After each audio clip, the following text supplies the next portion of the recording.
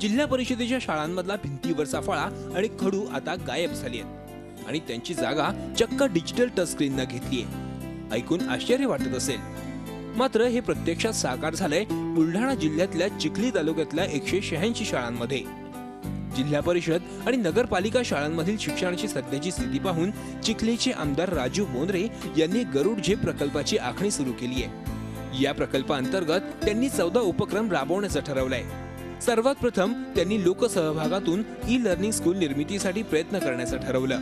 येत्या काळामध्ये आमच्या इथल्या या सगळ्या शाळा, मतदारसंघातल्या जिल्हा परिषदेच्या आणि पंचायत समितीच्या, नगरपालिकांच्या सर्व शाळा या येत्या काळामध्ये ई स्कूल झालेल्या आपल्याला दिसतील आणि एक वेगळा चिखली पॅटर्न, गरुड झेप पॅटर्न हा निश्चितपणे संपूर्ण राज्यभर जाईल, हा मला पूर्ण विश्वास आहे।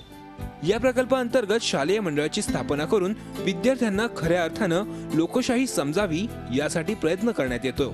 निवडणुका घेऊन मंत्रिमंडळाची स्थापना करण्यात येते आणि खाते वाटपानुसार संबंधित खात्याचे मंत्री अर्थात विद्यार्थीच आपापल्या खात्याअंतर्गत येणारी कामं शाळेत करून घेतात। अशा नाविन्यपूर्ण आणि अभिनव उपक्रमांमुळे विद्यार्थ्यांमध्ये शिक्षणाची गोडी वाढत चालली आहे।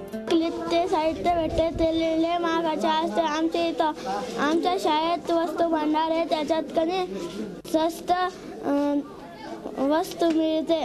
जे शहरातल्या शाळेत विविध सुविधा आहेत, तसेच आमच्या शाळेत सुद्धा सरांनी त्या सुविधा सुरू केलेल्या आहेत। या उपक्रमामुळे चिखली तालुक्यातील जिल्हा परिषद शाळांचा दर्जा सुधारण्यास मदत झाली आहे। हा दर्जा टिकवण्यात या उपक्रमाचा किती उपयोग होतो हे या उपक्रमाच्या सातत्यपूर्ण अंमलबजावणीवरूनच कळू शकेल। संतोष लोखंडे, झी मीडिया, बुलढाणा। झी 24 तास रहा एक पाऊल पुढे।